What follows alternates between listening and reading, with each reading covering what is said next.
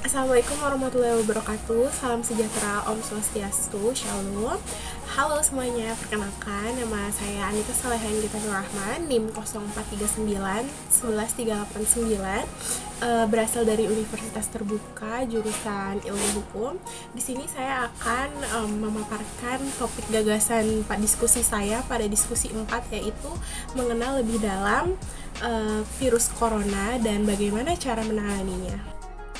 Severe Acute Respiratory Syndrome Coronavirus 2 SARS-CoV-2 atau yang biasa kita kenal virus corona adalah penyakit yang menyerang sistem pernafasan.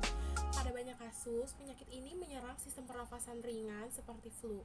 Namun, ada juga yang menyerang sistem pernafasan berat, yaitu infeksi paru-paru atau yang biasa dalam istilah medisnya pneumonia. Nah, penyakit akibat virus ini itu namanya COVID-19.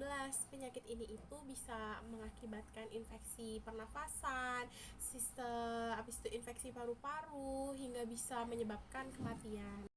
Virus ini juga dapat menyerang siapa saja, tidak pandang umur. Dia dapat menyerang ibu hamil, anak bayi, balita, lansia, bahkan orang sehat sekalipun bisa terkena virus ini. Infeksi virus ini pertama kali ditemukan di China, tepatnya di kota Wuhan pada bulan Desember tahun 2019, dan saat itu juga langsung dengan cepat melanda hampir seluruh negara termasuk Indonesia. Di Indonesia sendiri, pertama kali kasus yang ditemukan terjadi di kota Depok. Di kota Depok di sana telah terdapat satu orang warga negara Jepang telah teridentifikasi terjangkit virus corona. Hal tersebut membuat beberapa negara melakukan lockdown agar virus ini tidak dapat menyebar secara lebih luas lagi. Namun di Indonesia, pemerintah menerapkan kebijakan pemberlakuan pembatasan kegiatan masyarakat atau yang biasa disebut PPKM untuk menekan lonjakan kasus virus ini. Mungkin ada beberapa kalian yang masih bingung kenapa seseorang bisa terkena virus corona ini. Yang pertama, karena tidak jaga jarak dengan penderita COVID maupun pembawa virus ini, karier. Pemerintah melakukan PPKM dengan tujuan agar tidak berkerumun masyarakat, karena kan kita tidak tahu ya seseorang itu bisa menjadi pembawa, seseorang itu sedang terinfeksi penyakit corona atau tidak, atau hanya sebagai carriernya saja. Nah, yang kedua itu adalah terciprat droplet atau percikan air liur dari pasien penderita COVID. Yang ketiga itu adalah menyentuh permukaan yang di tempat umum yang kita tidak tahu siapa orang sebelumnya yang datang, apakah dia telah teridentifikasi karena virus corona atau hanya sebagai carrier, kita tidak tahu. Maka dari itu semua adalah hal yang menyebabkan kenapa kita bisa kena. Gampangnya adalah jika kita bersentuhan dengan si carrier atau pembawa virus corona itu.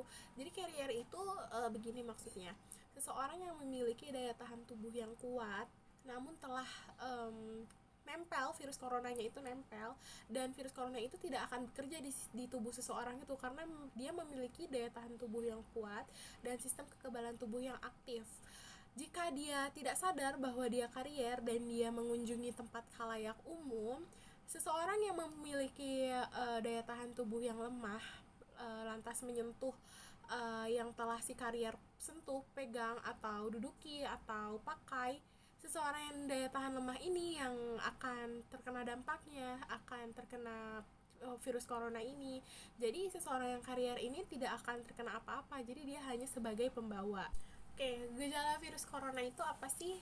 Jadi gejala virus COVID-19 ini adalah menyerupai flu, batuk, demam, pilek, sakit tenggorokan, dan sakit kepala. Bahkan gejala ini bisa memberat atau bisa ringan dengan sendirinya tergantung kondisi badan kita sendiri. Namun hal yang patut dicurigai ketika seseorang telah teridentifikasi gejala ini adalah batuk, demam, suhunya di atas 38 derajat, sesak napas. Ini sudah dipastikan bahwa seseorang telah terinfeksi virus corona. Gejala COVID ini umumnya muncul setelah 2 sampai 2 minggu kita terpapar dengan pasien penderita COVID atau pembawa virus ini. Jadi ketika kita bersentuhan langsung dengan pasien COVID, tidak langsung kita mengalami gejala yang saya sebutkan sebelumnya. Namun butuh waktu untuk reaksi dulu di dalam tubuh kita, apa yang akan dikeluarkan gejalanya dari dalam tubuh kita sendiri. Jika kita telah merasakan gejala tersebut, kita nggak perlu panik. Kita mengunjungi rumah sakit terdekat untuk melakukan swab test atau PCR test yang dilakukan di dalam tenggorokan dan dalam mulut. Swab test atau PCR test ini dilakukan dengan tujuan untuk mengetahui apakah kita telah teridentifikasi sebagai pasien COVID-19, telah terpapar virus corona atau tidak. Dan di tes ini juga telah mengetahui seberapa banyak virus corona yang ada di dalam tubuh kita sendiri.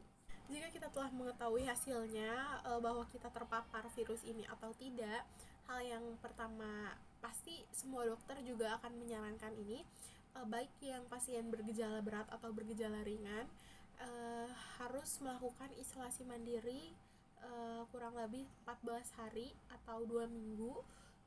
Isolasi mandiri di rumah, tidak boleh keluar atau kemana-mana, jadi hanya diam diri di rumah sambil melakukan berjemur badan, karena di sini yang sangat penting adalah matahari, karena matahari dapat membunuh virus ini secara tidak langsung.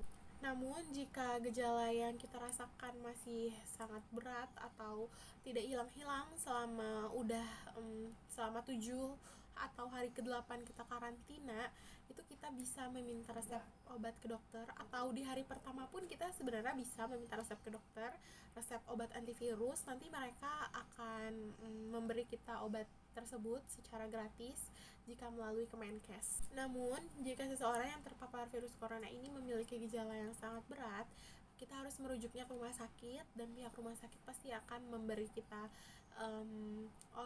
pemasangan infus cairan agar pasien tetap terdehidrasi, bantuan pemasangan alat ventilator atau alat bantu nafas, beserta obat-obatan lainnya seperti pengencer darah, anti peradangan, dan sebagainya. Mungkin sampai sini saja untuk pembahasan tentang virus corona pada video kali ini. Saya harap Anda semua dapat menambah insight atau menambah wawasan, dan mohon maaf bila ada salah-salah kata atau salah-salah informasi. Sekian dari saya. Wassalamualaikum warahmatullahi wabarakatuh.